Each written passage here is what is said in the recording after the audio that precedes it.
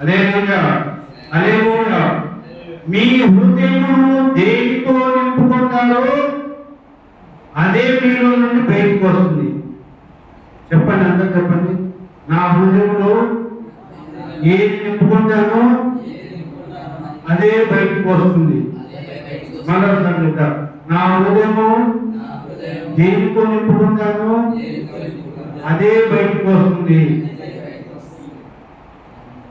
మంచి విత్తుకుంటే, ఇదిగో వినండి, మంచి విత్తుకుంటే మంచి వస్తుంది, చెడు విత్తుకుంటే చెడు వైపుకి వస్తుంది.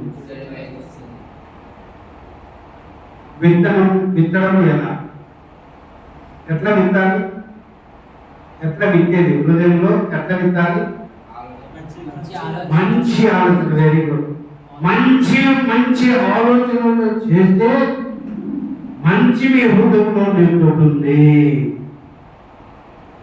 మంచి ఆలోచన చేస్తే మంచి మీ హృదయంలో నిండుతుంది, మంచి మీ బయటకు వస్తుంది.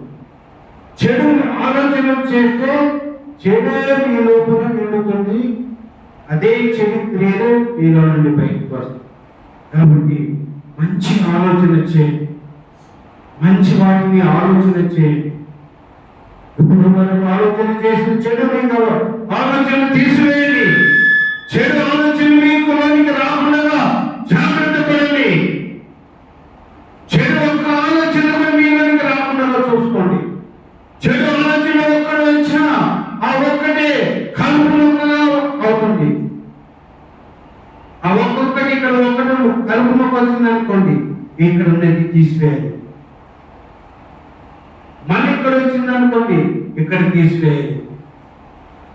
ఇక్కడ వచ్చింది కదా, అంటే ఒకటే కదా అని వదిలేసినాను అనుకోండి, ఇంకెక్కడ ఒకటి మొదలుస్తుంది. ఆ రెండే కదా అనుకుంటే ఇంకెక్కడ ఒకటి మొదలుస్తుంది. ఇక్కడ 4 కదా ఇక్కడ వస్తుంది. అలాగా ఎక్కువైపోతుంది. ఆలోచనలతో భేటీ వేసేయండి, మీరు గొప్పగా అవుతారు. ఈ సబ్జెక్ట్ మీరు ధ్యానం చేయండి. ఈ సబ్జెక్ట్ మీరు బాగా ధ్యానం చేయండి. అందుకని ఫిలిప్పుల రాసిన పత్రికలో పౌలు అంటాడు, ఫిలిప్పులకు రాసిన పత్రిక చూడండి, 4వ అధ్యాయము చూడండి.